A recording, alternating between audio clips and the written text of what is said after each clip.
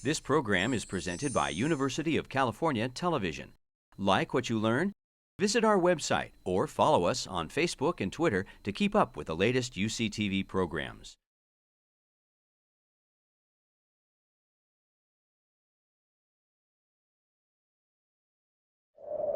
The same religion that's capable of hideous acts of destruction can also be capable of moments of healing, of restoration, and of hope. But educate a girl, and you educate her entire family. There is a sun within every person.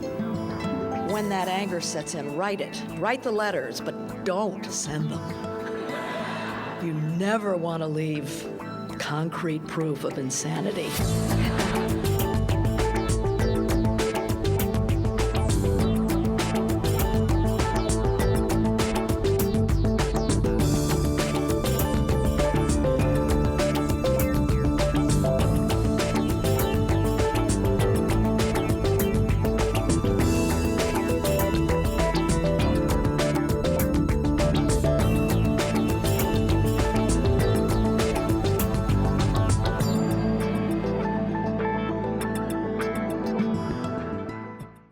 Each year, the Interdisciplinary Humanities Center sponsors an events series organized around a topic of interest and consequence to the UC Santa Barbara community. This year's series, called Fallout in the Aftermath of War, has brought to campus scholars, journalists, and artists to explore the far-ranging impact of the recent wars in Iraq and Afghanistan. The final event of the Fallout series is tonight's debate, Drone Warfare, Prospects, and Perils, which will focus on the most sustained controversy to emerge from the recent wars. Intensifying the controversy, just last week, the Pakistani High Court issued a ruling that drone strikes are absolutely illegal and a blatant violation of sovereignty of the state of Pakistan. The court decision also indicated that because these strikes have killed innocent people, they must be declared a war crime. In one sense, the question of drone deployment was already a key issue in the War on Terror before it openly began. For by the summer of 2001, in the Nevada desert, a Predator drone had successfully destroyed a mock-up of Osama bin Laden's Afghanistan residence. And 1 week before the 9/11 attacks, at a White House meeting, administration officials had discussed such a mission, but they could not agree on who should carry it out, the CIA or the Pentagon, or whether the missiles would be sufficiently lethal. So the mission was not authorized. Within days after 9/11, the CIA had launched armed drones. And as their deployment in Afghanistan and Iraq increased, drones came to assume great symbolic meaning in the American imagination. As Professor Daniel Rothenberg has written, drones captivate us. Their sleekly disturbing look is an odd combination of the fragile and the deadly. The word drone highlights these qualities, depicting a machine that is solitary, potentially autonomous, ever-present, and quietly menacing. Watching the new Tom Cruise film Oblivion, I was struck by the way drones are portrayed as both fascinating and fearsome. They appear to be the hero's weapon of defense, but the reality is otherwise. They are, in fact, the lethal agents of hostile aliens intent on manipulating and controlling the post-nuclear world depicted in the film. It may well be that the film's portrayal of drones is tapping into the American public's anxiety over the possibility that drones will be used as invasive tools of state surveillance or as weapons for attacking and killing US citizens on American soil. It is beyond question that drones are here to stay. But the manifold questions that arise concerning the appropriateness, legitimacy, and potential illegality of drone strikes are far from resolved. Tonight, we will hear those issues discussed by legal and political scholars who are highly knowledgeable about such questions, and whom it is my privilege now to introduce to you. David Cole is professor at Georgetown University Law Center and an expert on national security, constitutional law, and criminal justice. He is an award-winning author whose articles and commentaries have appeared in both legal journals and in the popular press, such as The Nation, Legal Times, and The New York Times. Mary Ellen O'Connell is a chaired professor of law and a research professor at the University of Notre Dame. A widely published scholar of international law, legal theory, and dispute resolution, in addition to her academic career, Professor O'Connell was an attorney at an international law firm, and she was also a professional military educator in Germany for the U.S. Department of Defense. Avery Plaw earned his doctoral degree in political science from McGill University, and since 2006 has been teaching political science at University of Massachusetts, Dartmouth. Professor Plaw's fields of specialization include political theory and international relations, and he has published essays and books on a variety of topics, including the legality, politics, and ethics of targeting terrorists. Our moderator for tonight's discussion is Jeff Greenfield, who has been a significant presence in American media for over 30 years.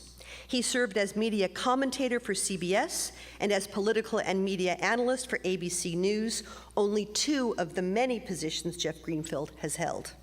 He has written for countless publications and has authored or co-authored a dozen books, the newest of which, If JFK Lived, will be published in October. So please help me welcome our speakers and Jeff Greenfield, who will now open tonight's debate.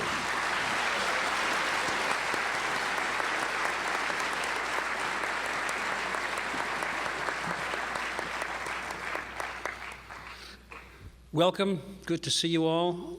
I learned, because of my fading memory, that I was actually a participant in the very first group debate 12 years ago with Bill Sapphire and Kathleen Hall Jamison. So based on that track record, I will see you again in 2025. Let me just set the scene. Let me just first tell you how we're going to do this. Each of the participants will speak for 5 minutes.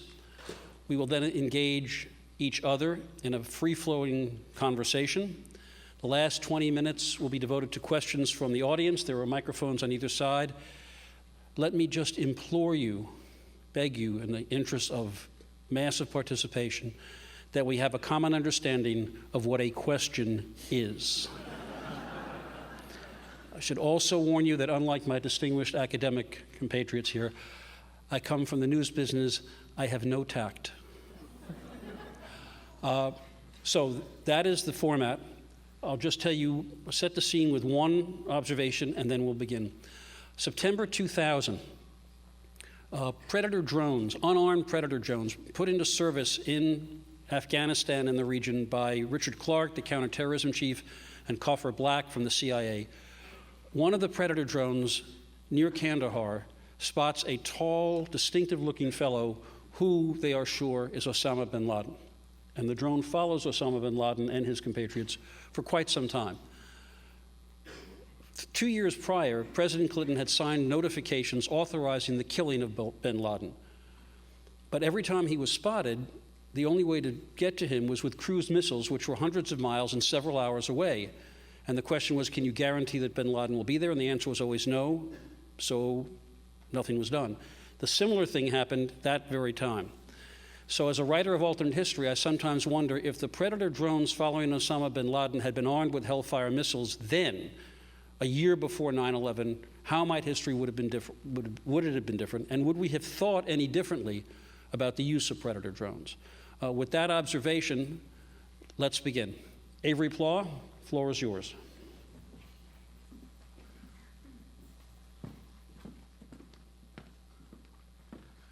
Let me start by thanking you, the ROOP debate, the IHC, for inviting me here. I love California, and I love a good debate, and this is a very important topic for us to be addressing today, so I'm really delighted to be here with you. But I should perhaps express a note of caution to start, and not only because I find myself up here arguing with two very esteemed lawyers, and I am not one, but more importantly, I fear that the panel today does not fully represent the range of U.S. views on the subject. Perhaps there's no way that it possibly could. The latest polling numbers that I've seen, that is the New York Times CBS News poll at the end of last month, showed 70% of Americans approving drone strikes abroad and only 20% opposing. Now, Mary Ellen and David are both outspoken critics of the drone program. And while I do agree with most Americans in approving the use of drones, at least against key leadership targets and experts like bomb makers, I've also been critical of the broadened use of the drone program over the last 5 years, especially in regards of signature strikes and the deliberate targeting of low-level militants. So I'm not sure that the current Obama policy, however popular it may be with most Americans, will get the vigorous defense that would produce a full and balanced examination of the topic. But still, I will advance a firm defense of drone strikes against specifically key leadership targets and experts on the following 4 grounds: their tactical effectiveness, their strategic impact, their ethics, and I'll even venture into the difficult area a little bit of legality. And we can perhaps talk in the question period also of what could be said in the spirit of debate about the broader program that President Obama has initiated. So first, drones are tactically effective. U.S. officials claim that over 20 of the top 30 al-Qaeda leadership targets have been killed by drones, in addition to many suspected militants of a lower level status.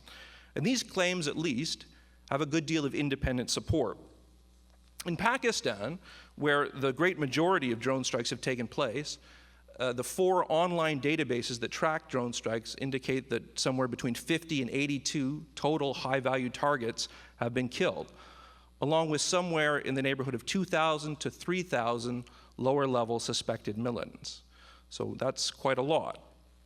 Of course, there have also been civilian deaths, and estimates vary, but generally they fall within a range of 5% to 20% of the total deaths, which is, of course, terrible, as are, of course, the many thousands of deaths caused by al-Qaeda and the Taliban.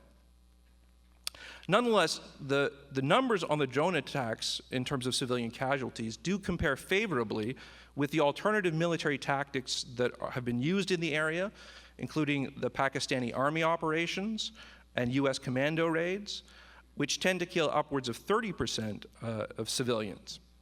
And in the case of the Pakistani army, for example, also displace thousands of people and tend to flatten villages. Indeed, the numbers connected with the drone strikes actually compare quite favorably with the overall estimates of civilian deaths in armed conflicts at the end of the 20th century generally. And this is in spite of the fact that the terrain is extremely remote and difficult, and the targets involved don't distinguish themselves from the civilian population, actually live within the civilian population. So it does seem, at least based on the best available evidence that we have, that the drones are quite precise. Finally, all 4 of the databases showing tracking the drone strikes show a very sharp decline in civilian casualties over the last 3 years in particular, falling under, if you average the reports of these databases, you get under 2% in the last year, civilian casualties. And so far this year, even the Bureau of Investigative Journalism, which is the most sensitive and is really focused on identifying every civilian casualty, has reported no clear cases of civilian casualties in the 12 strikes that have occurred so far this year. And that's actually reinforced by 2 of the 3 other databases. So you can make a strong case that drones are the most effective tactical weapon available to us. Second point, drone strikes support our strategic goals. There is very clear evidence that drones are having a devastating effect on terrorist groups that are targeted, especially in Pakistan, and particularly with regards to disrupting operations, training, and leadership attrition. The clearest evidence are bin Laden's own communications recovered from his Abbottabad compound. He writes, "Our Waziristan brothers are frankly exhausted from the enemy's bombardments. he complains that they cannot safely move recruits into the Fatah, the region of Pakistan where most of the drone strikes are taking place. He complains that the leadership is becoming inexperienced through attrition, leading to ineffective operations. And he actually contemplates abandoning this former safe haven area altogether because of the bombardments. So there is some strong evidence that they're having the desired effect. Third, limited drone use is ethically defensible. The main framework that we use to assess ethics in war, and which has provided the moral foundation for the contemporary law of war, is just war theory. And it provides the basis for a powerful case for limited drone use. For example, preventing terrorist atrocities fits very well into the requirement for a just cause. Preventing atrocities against civilians is by nature a just purpose. Drones also fit well with the requirement for proportionate force because they're so precise and discriminating. And also the US policy, announced policy of always preferring arrest would fit very well with the requirement for last resort. So, for example, Michael Walzer, the godfather of modern just war theorists, endorses the US use of drone strikes against al-Qaeda and its affiliates with the same kind of reservations that I've expressed, that is, excluding signature strikes, and as long as they're done consistently with the principles of distinction and proportionality. Finally, fourth, there are at least some legal grounds for justifying the drone strike. So I'm going to wade here very briefly into this very vexed area.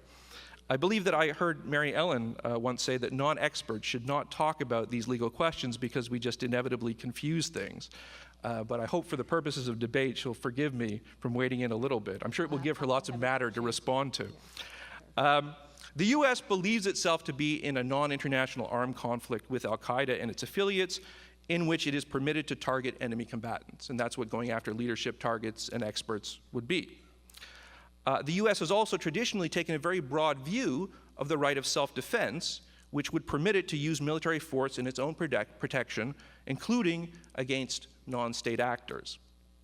It also claims to have been operating with the consent of the governments on whose territory it has carried out strikes. And this is pretty well established in Yemen and Somalia, and there's a good deal of evidence that it has been true in Pakistan as well, although the recent decision of Parliament, the Supreme Court's decision that we just heard about, and the election of a new president, Mr. Sharif, who is not so favorable towards American involvement, may end that, at least the plausibility of a claim of consent going forward. But in the past, it seems there's been a good deal of evidence. In fact, until 2011, drone strikes were actually flown from bases in Pakistan, in Shamsi, Baluchistan, mainly, which would seem to indicate the complicity of the Pakistani government. Now, all of these claims, as legal claims, are certainly contested, and perhaps rightly so. But I would suggest that developed and elaborated more clearly and defended more publicly, they can provide a plausible ground for at least a narrow targeting policy based on leaders and experts. Ultimately, however, I would end by suggesting that the defenders of the current drone policy and its critics are eventually going to have to come to some kind of consensual compromise agreement on a new reasonable set of rules to restrain the use of drones going forward, which is an inevitable element of our future. And that's what we should be focused on in regards to the legal questions. Thank you very much.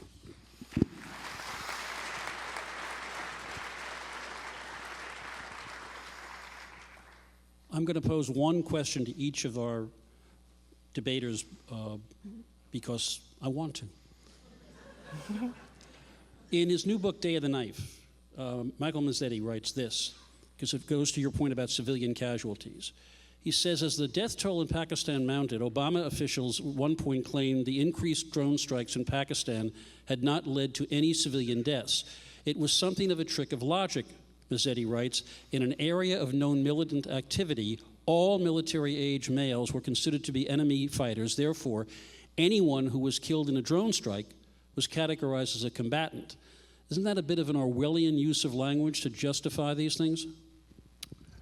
I think it is an Orwellian use of language and was a very unfortunate position for Mr. Brennan to have taken. In the course of these remarks, I haven't used any statistics that have been provided by the US government, but only independent databases that accumulate statistics on the strikes. Admittedly, there's a certain degree of uncertainty that arises because they're based on media sources, and international reporters are not allowed to go to the FATA, the federally administrated tribal areas of Pakistan. So they draw on a variety of different sources, some local sources, but also intelligence officers within Pakistan and the United States, and sometimes the statements of the Taliban or Al-Qaeda itself. So there's a degree of uncertainty that pervades the whole issue of the numbers. And that's why I've tried to draw on a whole series of different sources. I think that Mr. Brennan's statement was misleading, and I think that it served to discredit the administration and its statements going forward because it's implausible on its face. I'm hoping that the administration seriously rethought its view and is willing to acknowledge that they can't assume that everybody is a combatant just because they're males of mature age.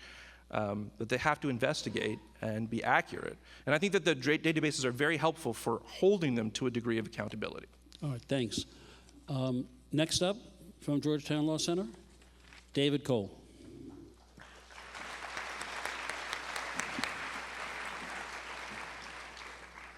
Thank you. I, too, would like to thank the Roop Foundation for having us here and for all of you for coming out to discuss this topic.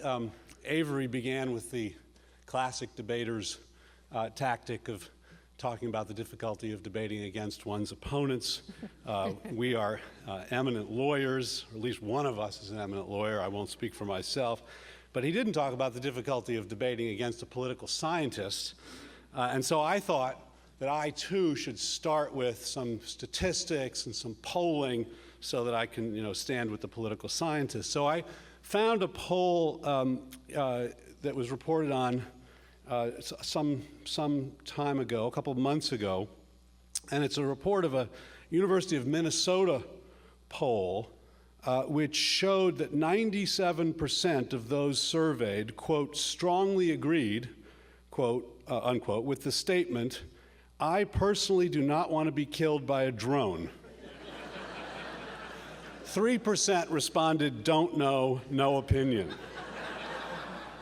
And when this poll was brought to the attention of the White House, their spokesperson, Jay Carney, was said to have responded, "Look, people are afraid of getting killed by a drone. We get that. But there is still broad public support for drones killing somebody else." And what I want to talk about is the somebody else. One of the things that is striking to me is that around the world, the views of our drone policy are not that dissimilar from views of our torture policy under our previous president. I think those policies are very different. I think torture is something that is never acceptable. It is clearly proscribed by international law, including in times of war, whereas killing is not. Killing is an unfortunate but necessary part of war, and targeted killing is better than untargeted killing.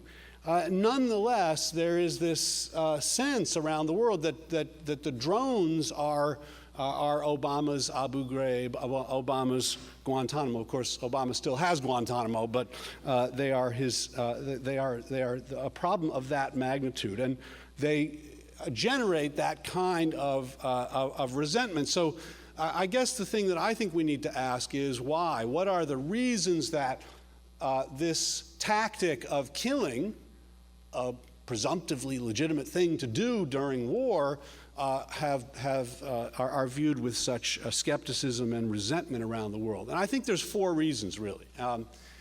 The first is the secrecy that surrounds this program. And I think this is, to me, the most problematic aspect of the drone program thus far, is its secrecy. We don't know. What we do know is that the president has the power, exercises the power to kill people without trial, without a hearing, without notice, in secret. The rules that govern that power, a pretty awesome power, and a power that has been exercised against U.S. citizens, are secret. We don't even know the terms under which the president is exercising this remarkable power.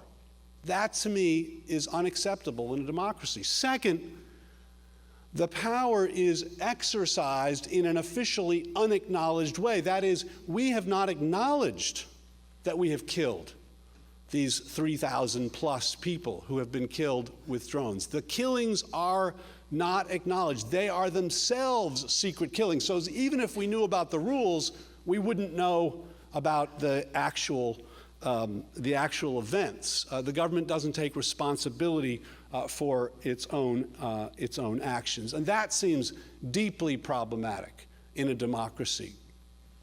So first is this inordinate secrecy. Second, I think the drone policy is seen around the world, and rightly so, as reflecting American exceptionalism in the following sense.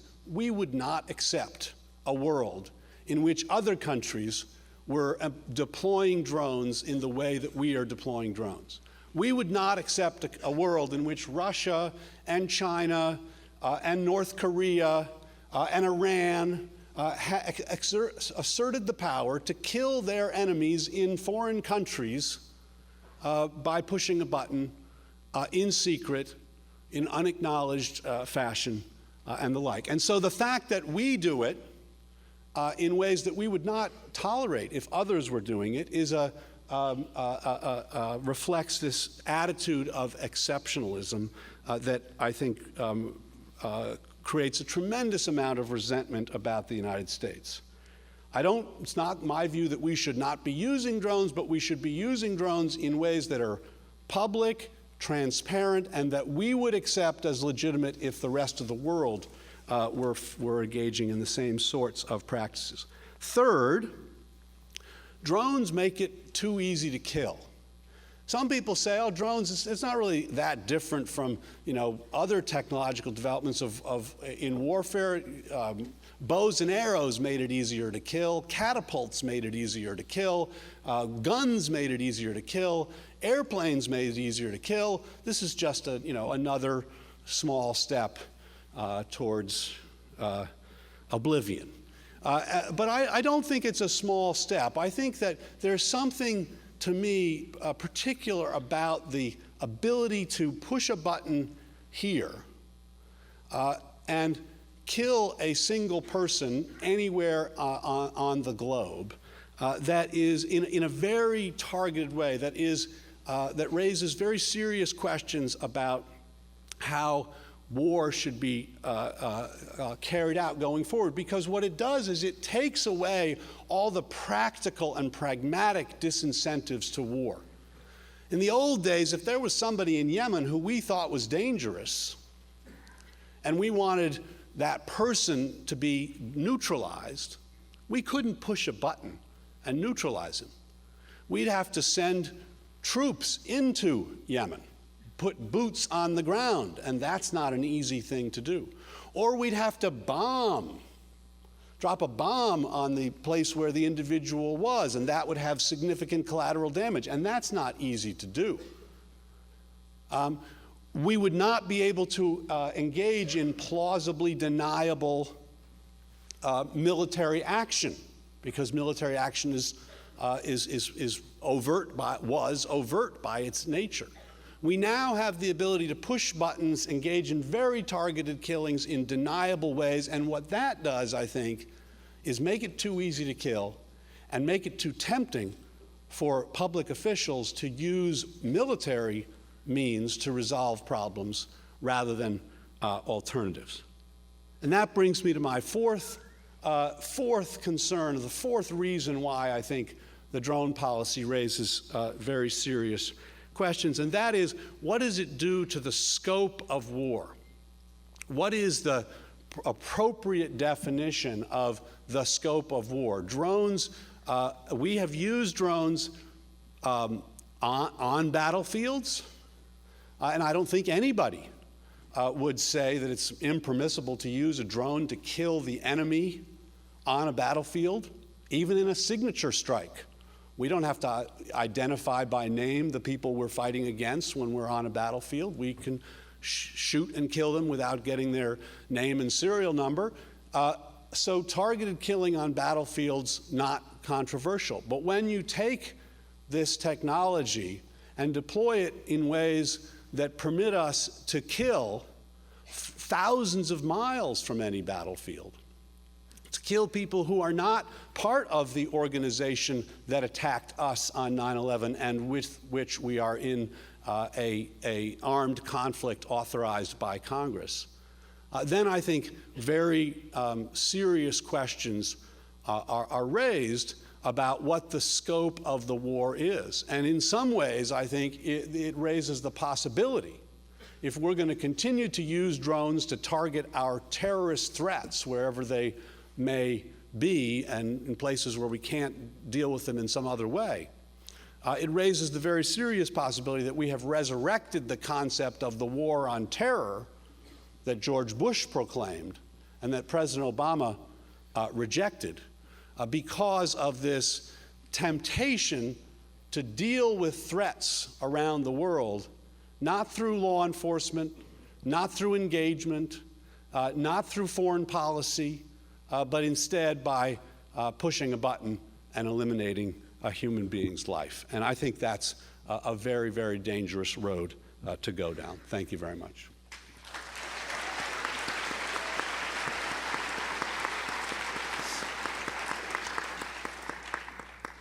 Let me turn your argument inside out with this question. Let's go back to 1990 and the invasion of Kuwait, not the Iraq War of 2003.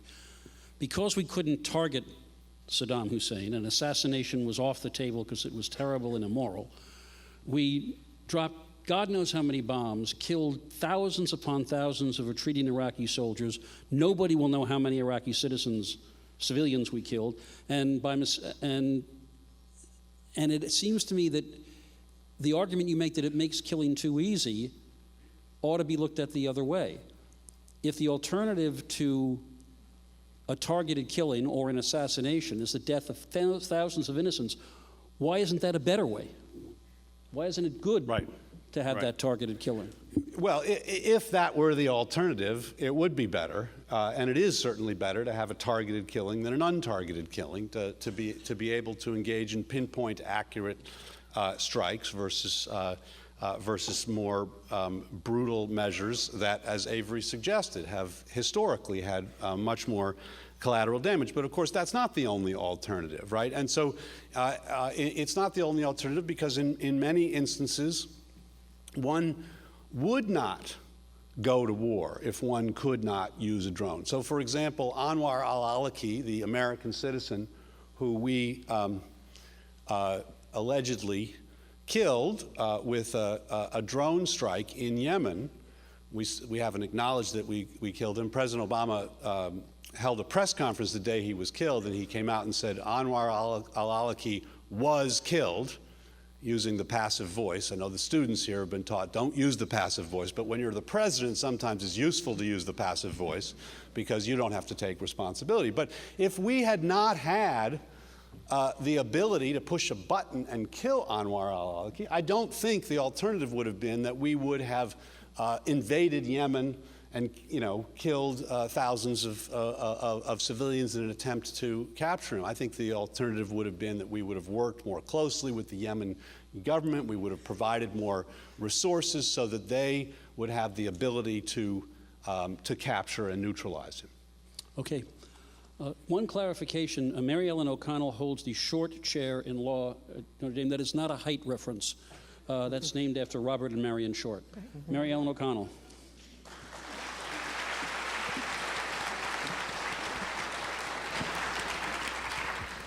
Well, my very sincere congratulations to Susan Derwin and everyone here at the University of California, Santa Barbara. I don't think there is a more important issue that our nation is debating right now than targeted killing, and I'm very happy to be part of this important discussion.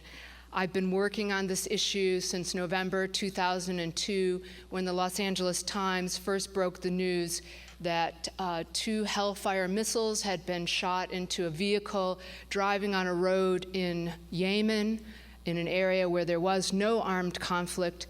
The drones were fired from a drone, the Hellfire missiles were fired from a drone operated by the CIA based on the African continent and the small French protectorate of Djibouti.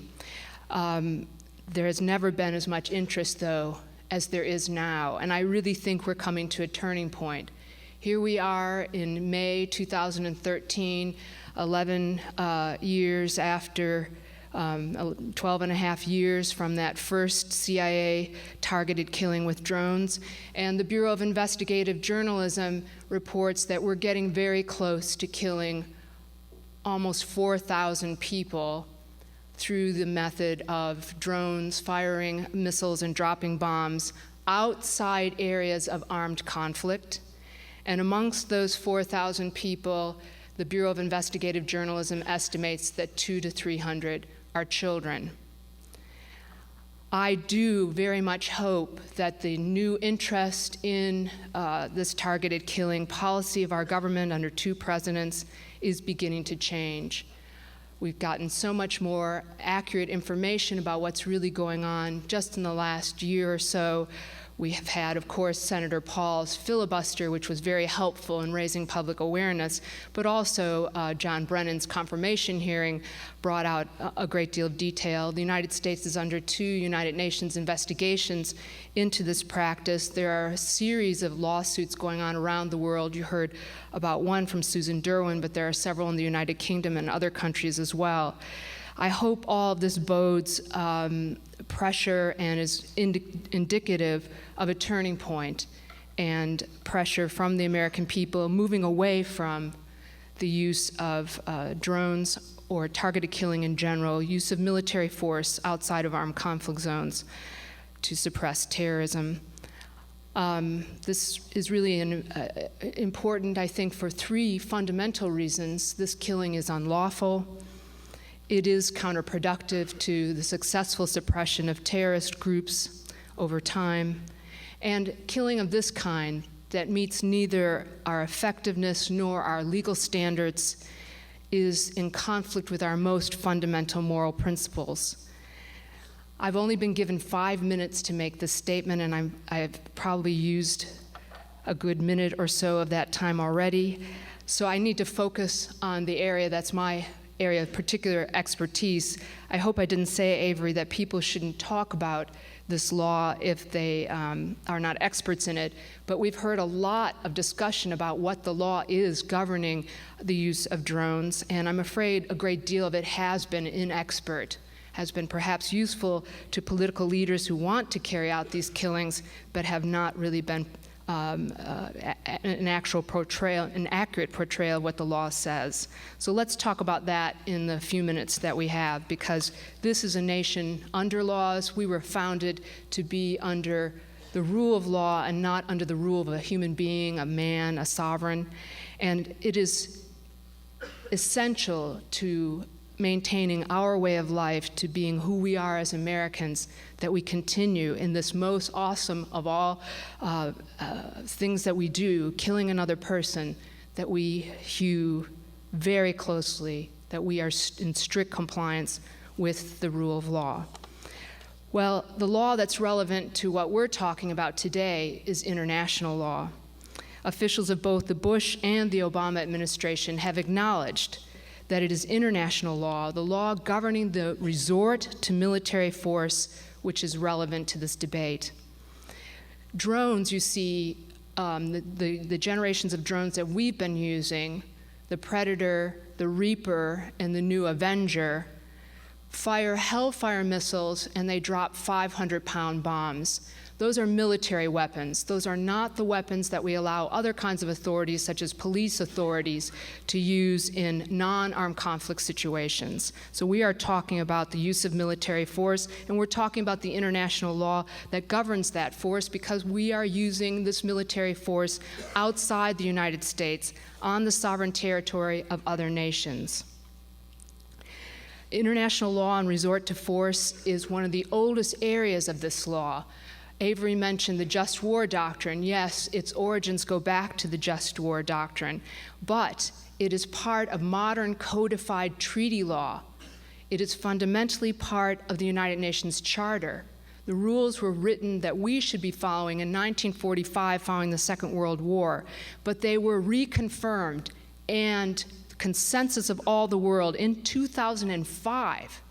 2005, that's 4 years after the 9/11 attacks. The world came together in New York after a thorough review of the United Nations Charter rules on the use of force, and in New York, in the World Summit, the rules of the UN Charter were reconfirmed. So what do these say? Briefly and importantly, the rules begin, and this is so often forgotten in these discussions, in Chapter 1, with Article 2, Paragraph 4. That is the heart of the UN Charter. And that rule is a general prohibition on states resorting to military force in the pursuit of their foreign policies. It is a general prohibition on using force. There are only 2 express exceptions in the UN Charter. They're both in Chapter 7 of the Charter. The first one, in Article 39 and 41, says that the Security Council may authorize states to use military force when it is seeking to restore international peace and security. The other exception is in Article 51 of Chapter 7, and it says that a state may use military force in self-defense if it is the victim of an armed attack, and then until the Security Council acts. You heard the question about the Gulf War. Iraq invaded Kuwait in 1990. It used military force aggressive military force against Kuwait. Kuwait had the right to respond in self-defense, and it could even ask for collective self-defense, and really all of the world came to its defense, and it was liberated through that effort. Excellent example of Article 51 in action. That's it. Those are the 2 exceptions in the Charter. Now, there's one other basis in which states have said that they have a right to use military force. It's somewhat out of the Charter realm because it has to do with the consent of a state or the invitation of the leadership of a state to another country to come in on their territory when that government is facing a civil war. So today in Afghanistan, the U.S. forces and the other 42 countries that are using force are doing so on behalf of the government of Hamid Karzai. He has invited us into Afghanistan. Afghanistan today is the scene of a civil war, a counterinsurgency war. It is no longer the self-defense war that it was following 9/11. That ended when our friends became the rulers of Afghanistan in 2002. So that's an example where we are fighting at invitation with the consent of the government in effective control. But it has to be a civil war to be able to use military force. Otherwise, you're violating the human rights of people on that territory. In the absence of war, armed conflict of that intense nature among organized armed groups, you have to respect the human right to life of people on your territory, restrict your resort to lethal force to what we allow our police to do in normal peacetime situations. They can use lethal force to save a life immediately. Recall when in Syria, Assad started using military force against the opposition protesters to his government. All the world said, this is excessive force. He is using military force against people who are not engaged in fighting and joining with him in an armed attack against him. So that would be excessive force if you're using military force when you should be using police-type measures to restore order, to counter crime.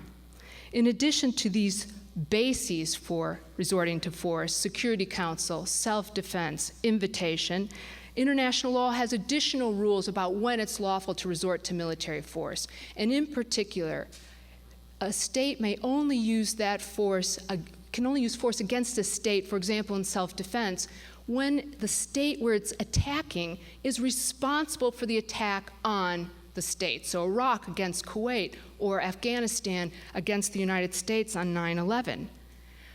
the defense has to be targeted against the state responsible.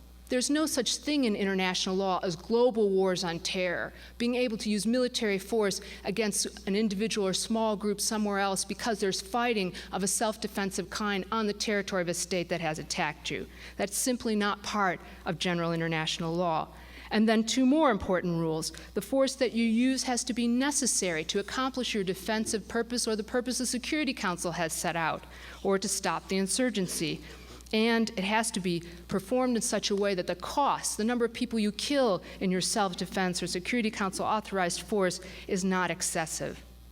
I'm just going to give you one more brief rule, which is from another set of rules, not on resort to force, but from the Geneva Conventions. And Mary Ellen, if we can wrap up in a minute. This is my last point. Okay. Under the Geneva Conventions, under the jus in bello, the rules on how you conduct force, it has to be the regular members of your armed forces or a closely associated militia. The CIA has no right under international law to carry out lethal missions anywhere, let alone with the use of force. There'll be plenty of time, I hope, for additional questions, because the one thing that has been, many people have been criticizing President Obama for, is they're saying, he's got to be more transparent. You heard David say he needs to tell people what he's doing. Well, you heard what I just explained. This is very well-known public law. It is ancient law. It is well established. We know the facts on the ground of all these countries where we are attacking with military force. There's nothing less secret than the dropping of a 500-pound bomb in a place. This is not a question of President Obama just telling us what's in the secret memos. We know plenty, and it's unlawful. Stick around. I have one question for you.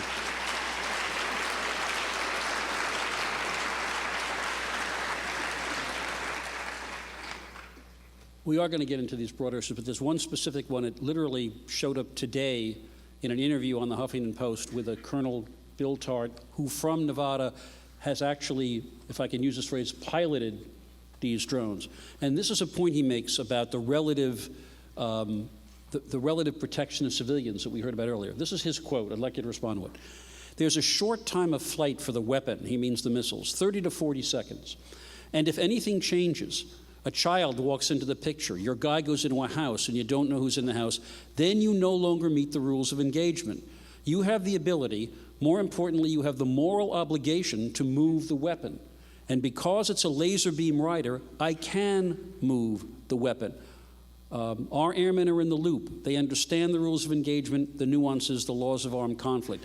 This suggests that as opposed to the kind of dropping of cluster bombs on a place, trying to find bad guys and killing lots of good guys, that according to this pilot, it's actually a much more respectful way of dealing with people. Your response? We don't allow our police to drop bombs on people or fire missiles at people. Why is that? Because outside of armed conflict zones, there is no tolerance for collateral damage. No child can be killed. The pilots in Nevada have generally been, they're generally Air Force, and they are focused on Afghanistan. Within an armed conflict zone defined under international law, such as the one in Afghanistan, the drone can be a much better launch vehicle than high aerial fixed wing bombardment. I agree with that. But everyone that we are attacking outside of the armed conflict zone, and the U.S. is only in one armed conflict zone today, only one place where armed conflict hostilities are going on, and that is Afghanistan.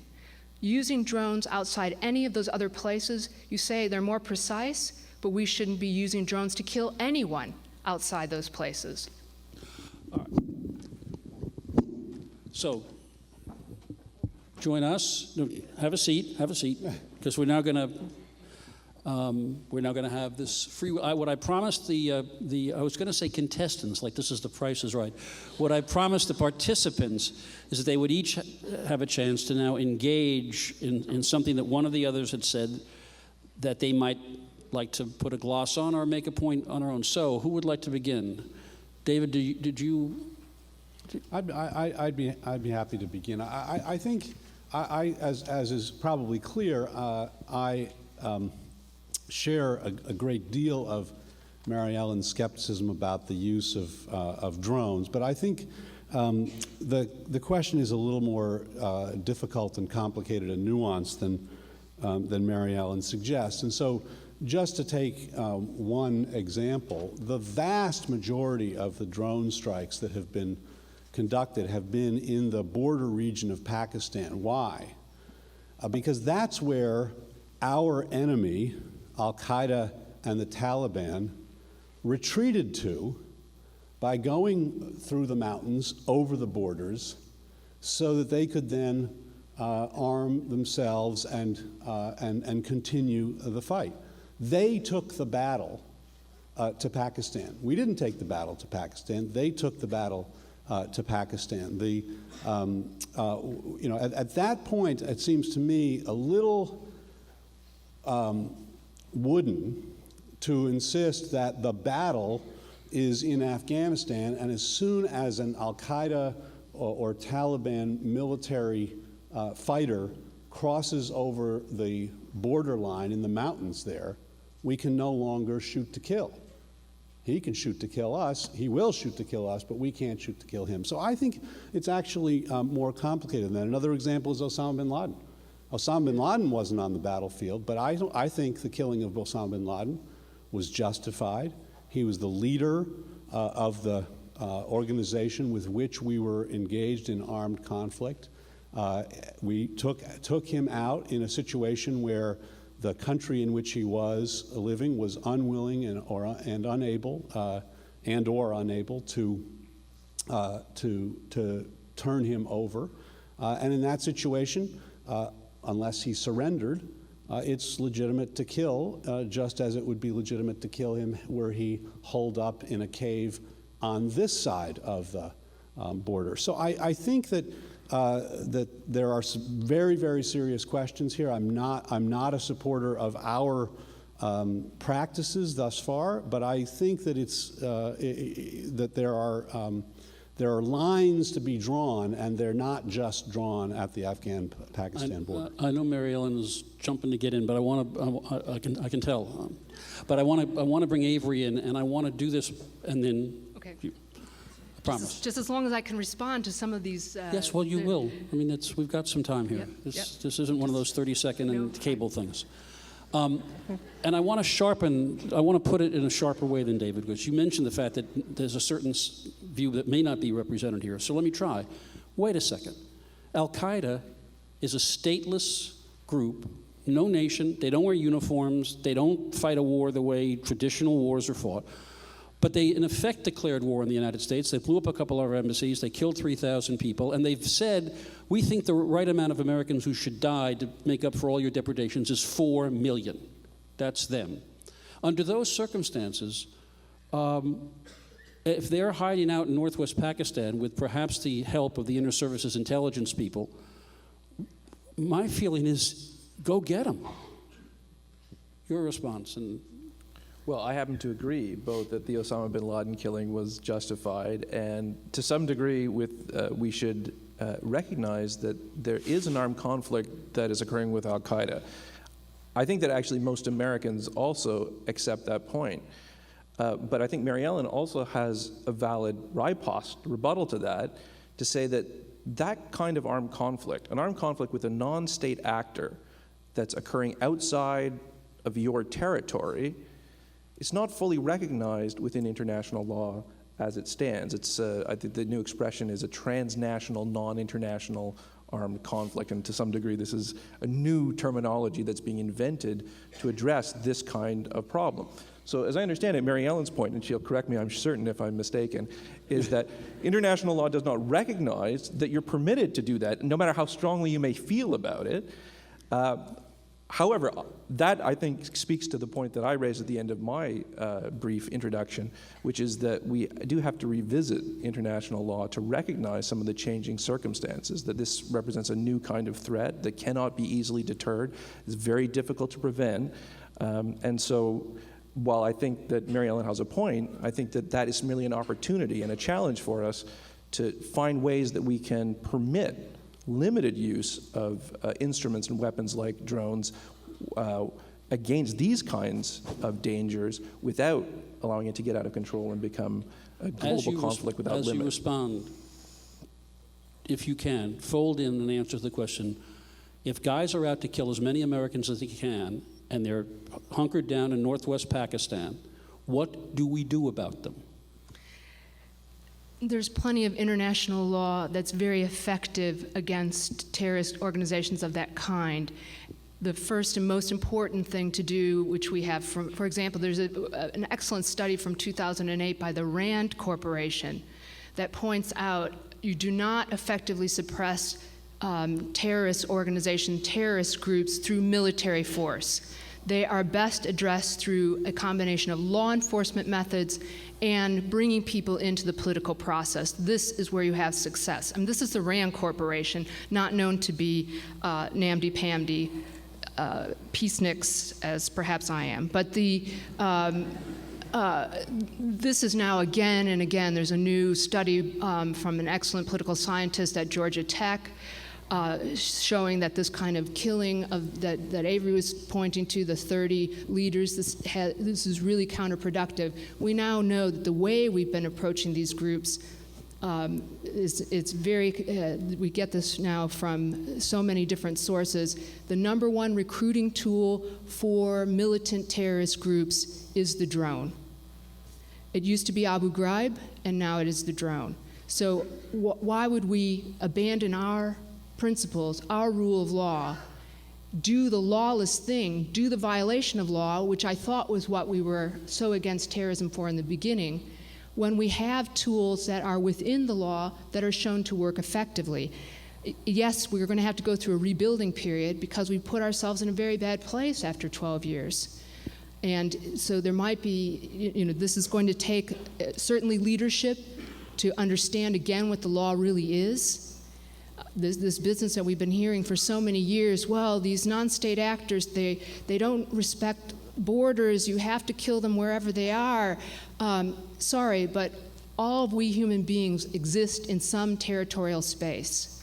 All of our remarks have been about places, Pakistan, Yemen, Somalia. These are real places. When you attack these non-state actors, you're attacking territory. There are other ways to do this. For example, remember when John Brennan came out of the Situation Room and told us that Osama bin Laden had been killed? He said our SEALs were under orders to either capture or, if he resisted arrest, to kill. Osama bin Laden, that most violent of all terrorists, did not have a bomb dropped on his compound.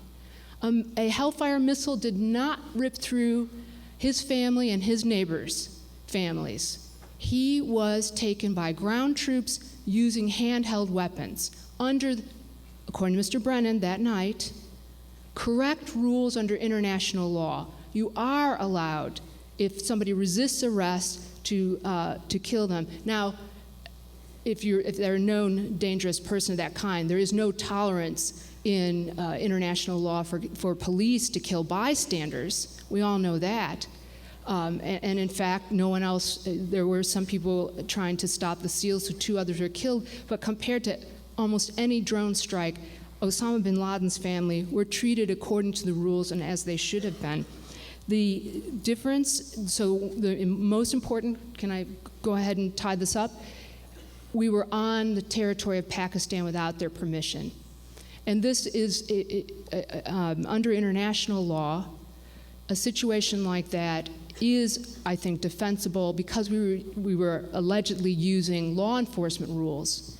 You can use lethal force of a lesser nature under the Article 2.4 threshold of the kind that police use or that our ships use in trying to arrest another ship, a small amount of force as a countermeasure when a country like Pakistan is not doing what their obligation is under international law. They have plenty of international law obligations, Security Council resolutions to attempt to arrest and extradite to the United States Osama bin Laden. They didn't do that.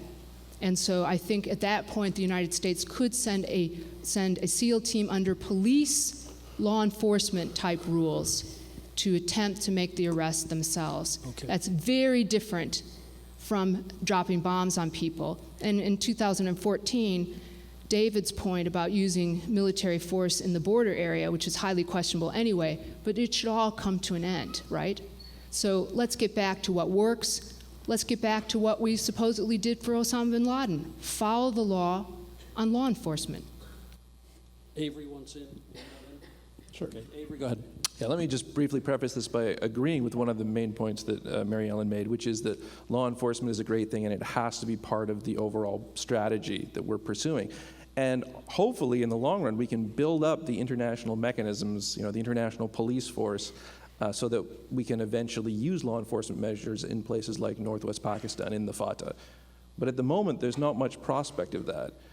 In fact, the Pakistani army is afraid to enter North Waziristan, I suspect because they imagine that they're going to be defeated by the Taliban there, to their great embarrassment. And actually, that would really be bad, not just for them, but for the international community, because it would really discredit and destabilize the government. This is a nuclear weapon state. There's already a big threat. So maybe eventually that could be a solution, and it's great if it is. But in the short run, it's not. Now just let me get to the disagreement point. Mary Ellen also said that military force doesn't work against terrorist groups, and particularly this kind of targeted killing as a lethal use of force, doesn't effectively suppress groups. And I think that that's not true. And I think that the principal example that you can look back to, the principal campaign that provides an exemplar of this, is the Israeli response to the Second Intifada, where all these same complaints and criticisms were made of the Israeli use of targeted killing, which, by the way, they do reportedly sometimes use drones to do now. So there are actually cases in the world, David, of other countries using drones to go after terrorists, and we haven't objected to it, as you suggested that we would, or refused to tolerate it. In fact, we don't really say very much about it at all. But at the time that the Israelis were using targeted killings against the Palestinian Islamic Jihad and the Al-Aqsa Martyrs Brigade, everybody said, oh, well, this is just going to cause more violence. You're going to have much more recruitment for these groups. It's going to cause a cycle of violence. It's going to get worse and worse over time. But as part of a larger strategic package, which also involved increased defensive measures, like the wall, also controversial, but certainly probably helped to suppress the violence, the targeted killing campaign was successful in stopping the intense campaign of suicide bombing in Israeli cities.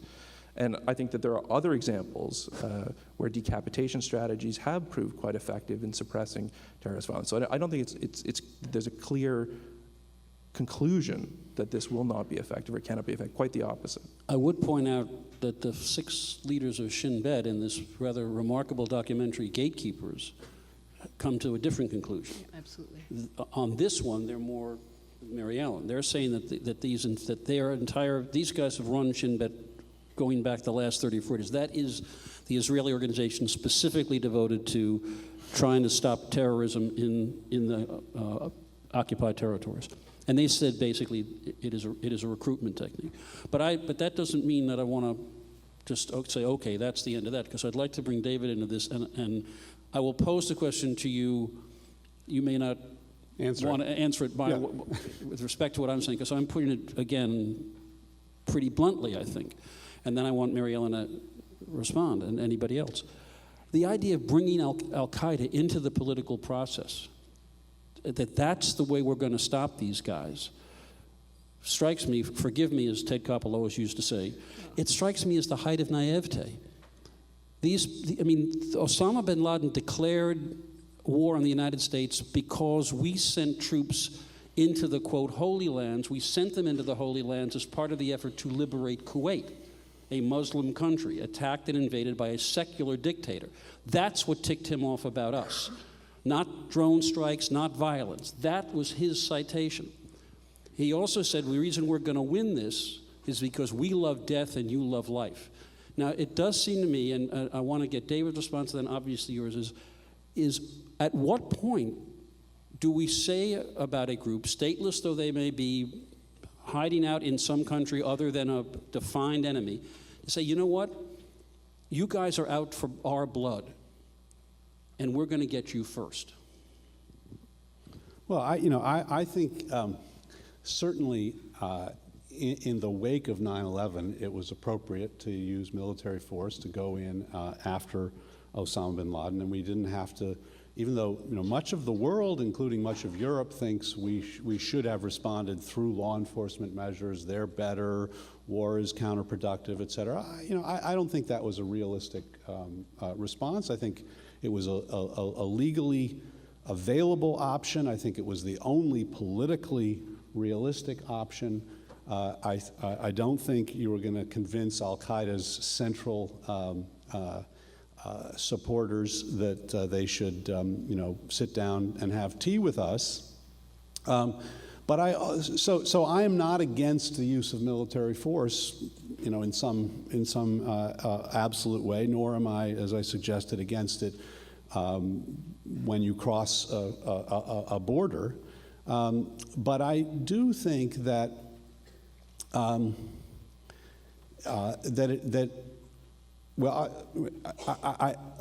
just stop there. So I'm not taking the position that you're ascribing, the naive. Oh no, here's what I want to say in response.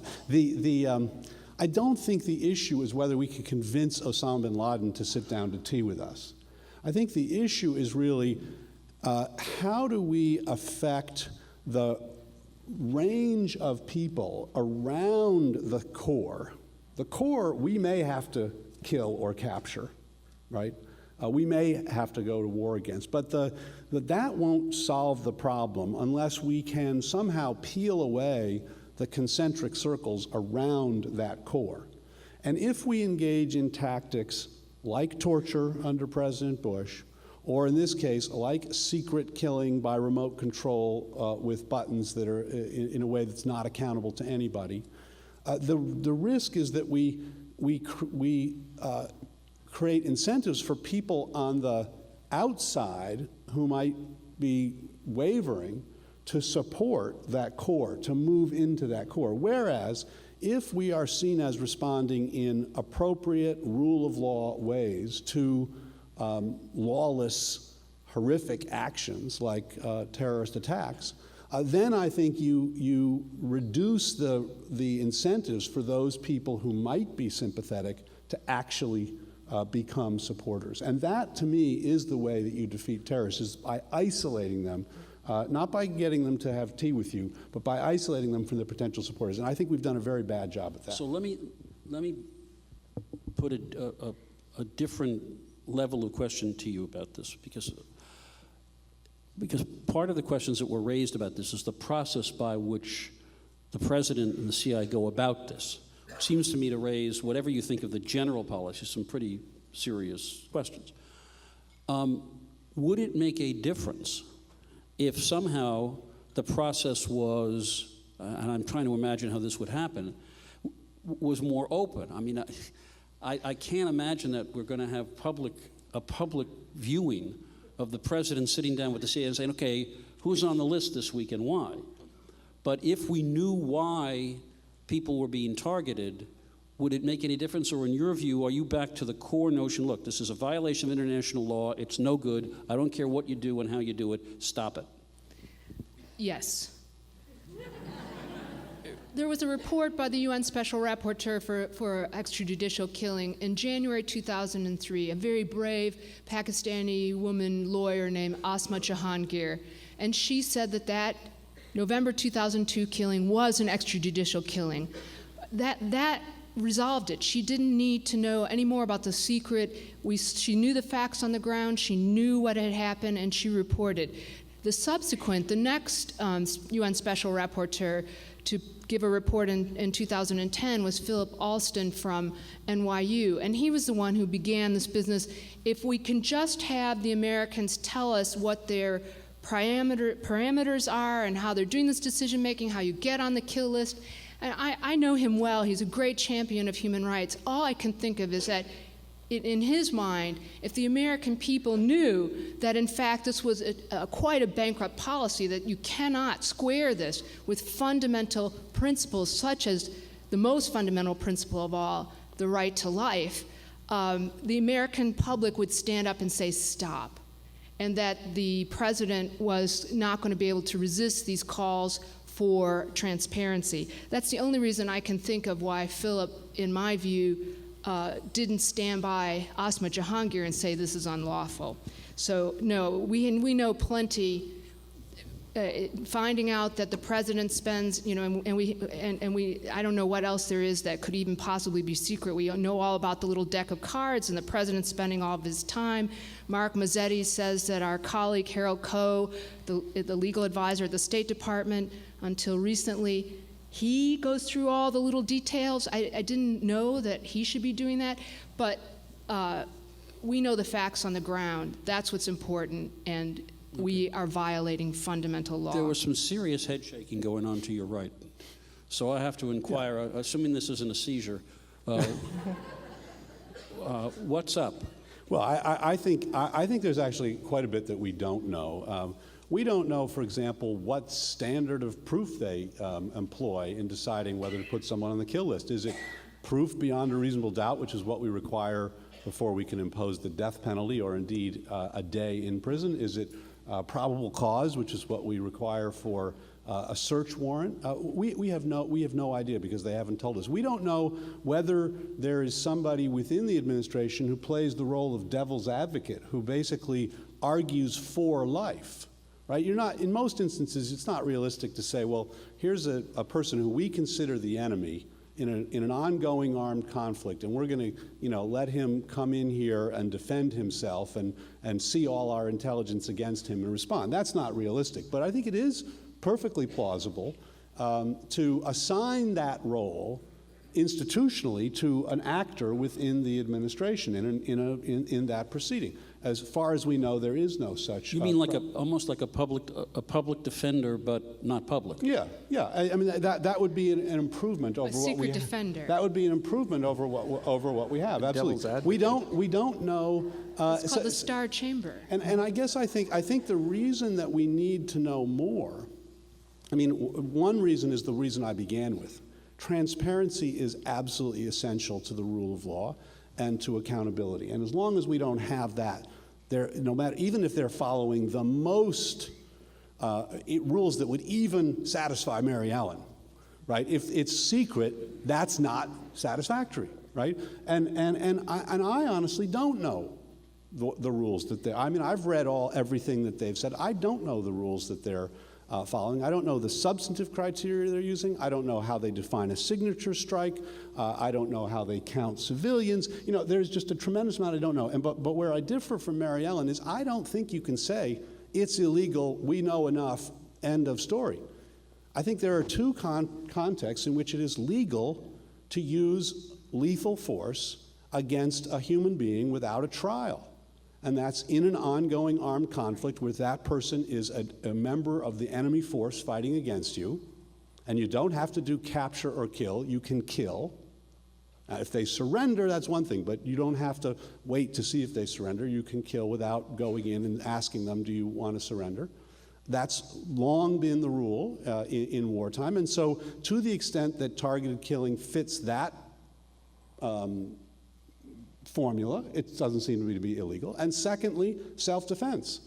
To the extent that someone actually poses an imminent threat of armed attack upon the United States, it's within our authority to respond with lethal force if it's necessary, if it's a last resort, and I think it would be irresponsible for a president not to do that. They say, those are the two grounds upon which they assert they use this force. Now, when I look at the facts, I don't feel like they all fit that, but I don't know all the facts, and Mary Ellen doesn't know all the facts, and none of us know all the facts, and that, to me, is at bottom what is most unacceptable. We should know the facts about what the policies are that authorize our president to kill people in this way. Avery wants in, I know Mary Ellen wants in, and then it's your turn.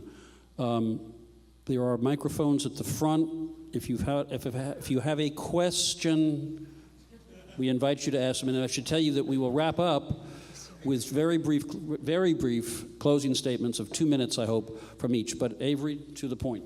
Yeah, I actually wanted to just jump on what David is saying and say, I think that there's a number of issues that need clarification, and the standard for imminence, for example. What's the standards being used in any individual case? Or what actually qualifies somebody as a combatant? or a civilian participating in hostilities? How closely are they adhering to the existing law? I mean, what's the rationale for geography? If one al-Qaeda operative goes to a new country, does that make them a legitimate target, or do you need a whole base before you move into targeting in Yemen or Somalia? What is the underlying rationale? I did an interview with Philip Alston, the UN rapporteur that Mary Ellen was talking about, and discussed some of these issues with her, and it actually goes to the point that she was raising. The reason that he didn't condemn the attacks broadly, or at least the reason that he gave me, was that he thought that some of them may be legal under exactly the standards that David's mentioning, that some may be legitimate cases of self-defense, and there may be cases where the non-international armed conflict legitimately crosses a border, let's say into the Fatah area of Pakistan. So what he wanted was clarification on what the legal rationale of the government was, and I think that's exactly what we haven't provided effectively and what we should provide, and that may do something to diminish recruitment. And by the way, on the point about recruitment with the Israeli campaign, I don't doubt that sometimes targeted killing can be a tool of recruitment. I think it was in the Israeli case, and it is today probably in the Yemen case. Gregory Johnson has made the case that Pakistan and Yemen has expanded, and it may be associated with the use of drone strikes there. The argument for the drone strikes isn't that it diminishes the size of the group, but its capabilities. By eliminating the leaders and the experts and the bomb makers, Daniel Byman did a study, particularly in the Israeli case, showing that the effectiveness of attacks diminished rapidly over time, and the defense forces, this is part of a larger strategy in which you also improve your defense and improve your legal rationale, they were able to then stop the attacks and prevent the ongoing suicide bombings from continuing. So that's the strategy I think that's being pursued, and that we need to do not just that, but also make a powerful case. I think there is a strong case to be made that these are efficient attacks, that they can diminish the capabilities of these organizations, and they can be consistent with the law. But the administration still has yet to really convincingly make that case. I think they made a beginning with speeches by Brennan and Coe and Jay Johnson. But they need to get, I think, along with David, they have to get down into the details and explain exactly how this does comply with the law, in their view. All right. If you've got a question, start coming down. If you don't, that's fine. Not compulsion. I know, Mary Ellen, you want to make a comment here. There's so much to say, and we really need to get our questions from the audience, but David's comment about the law of self-defense is simply incorrect.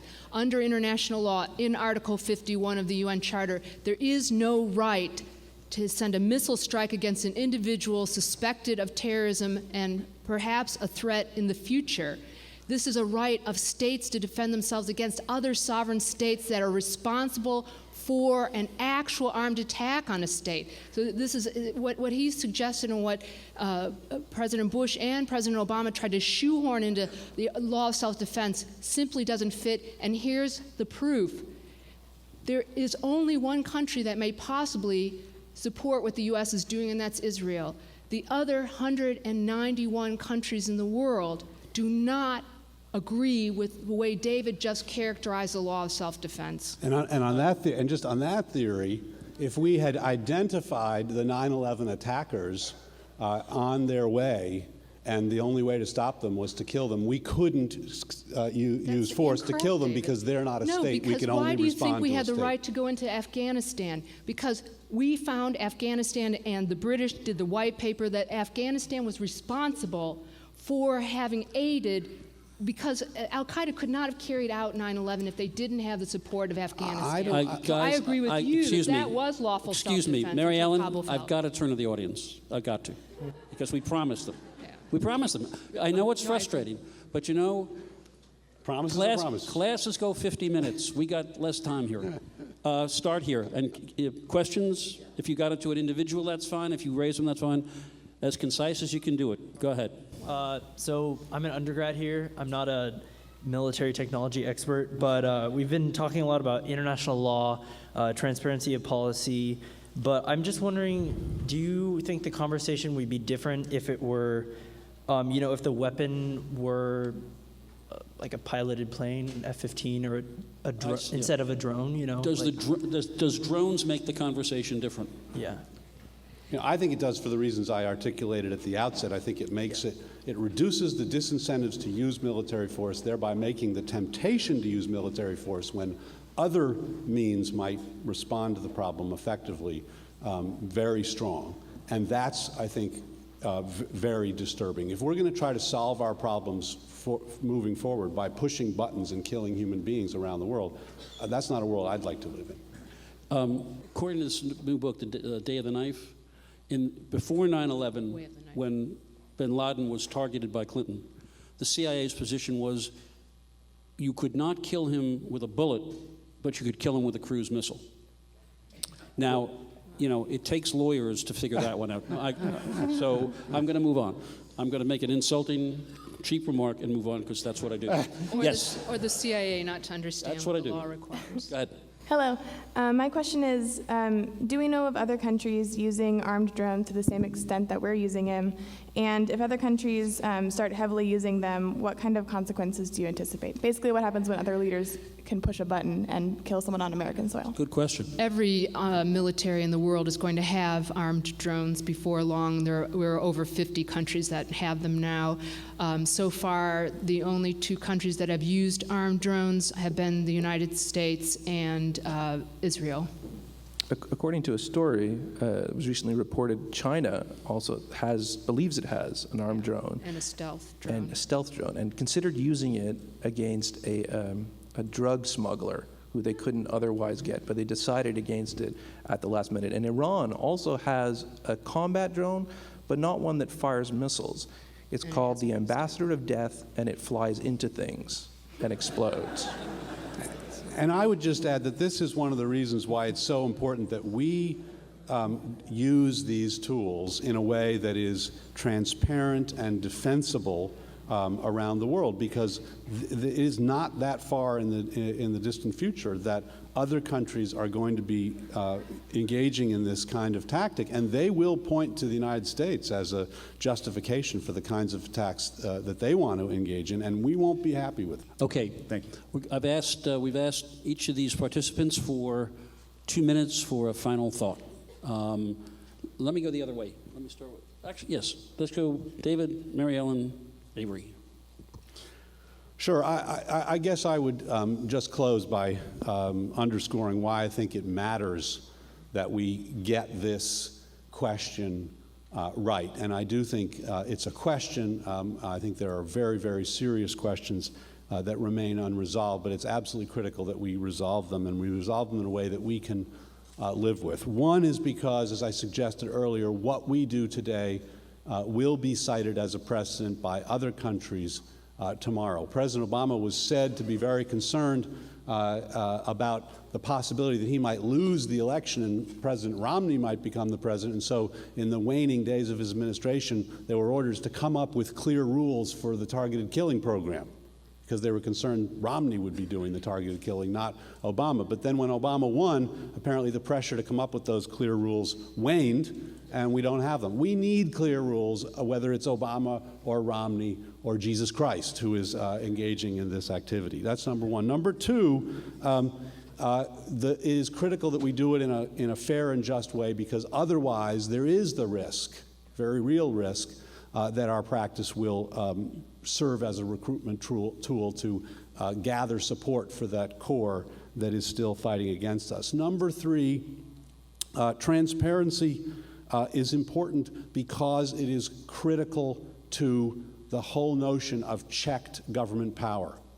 If we live in a democracy and a government of limited power, but if we live in a country where the president can kill any one of us pursuant to a secret policy in an unacknowledged killing, then we no longer live in a government of limited powers.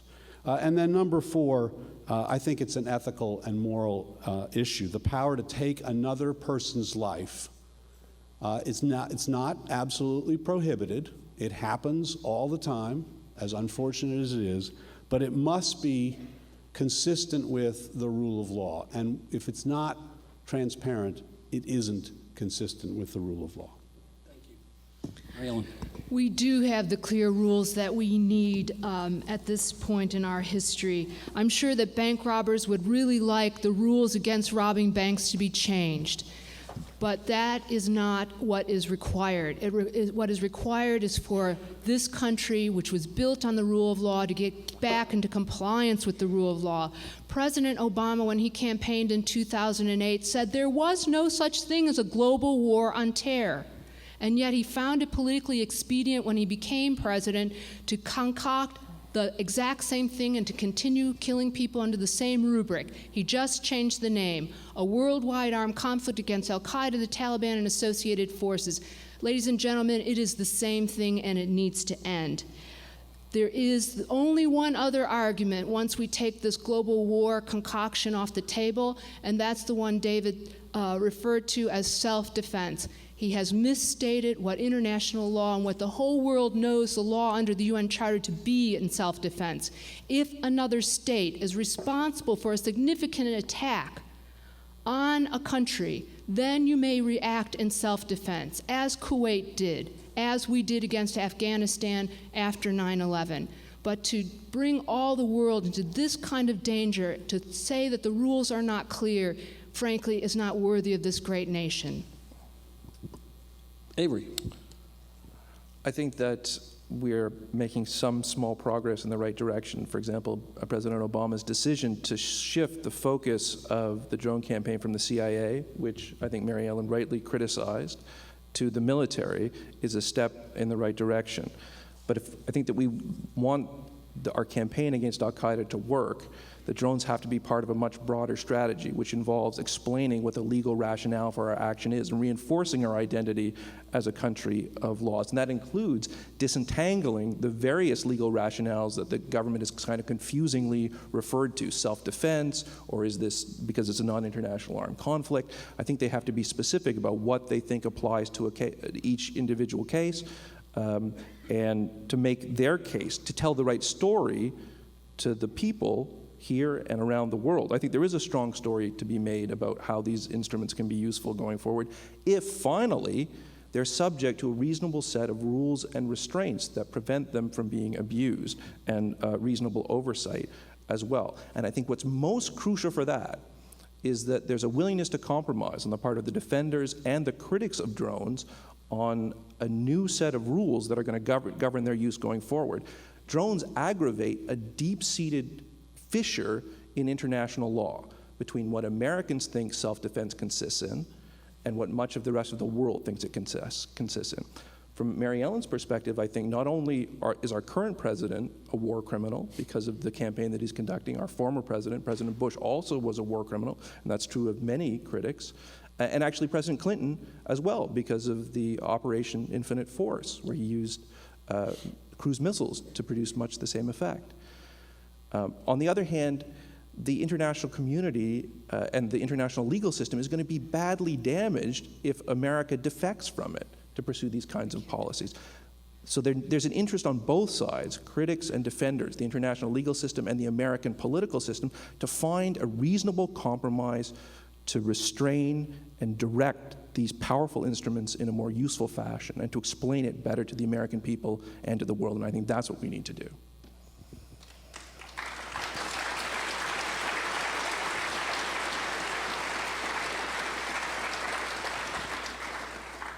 First, I want to compliment not just our participants, but the questioners for asking questions. Thank you.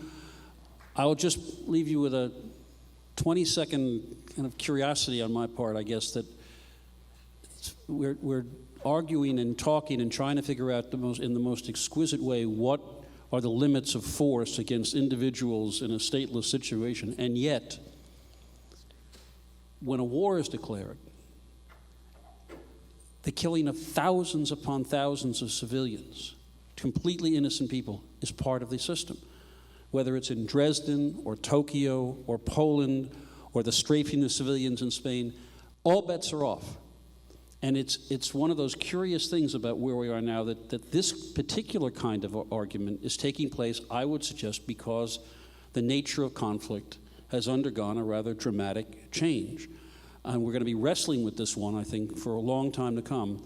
And it's why I'm really gratified that so many of you came out on a beautiful evening to listen to a very intense conversation about a very intense and important matter. Thank you all for coming, and thank you guys very much. you.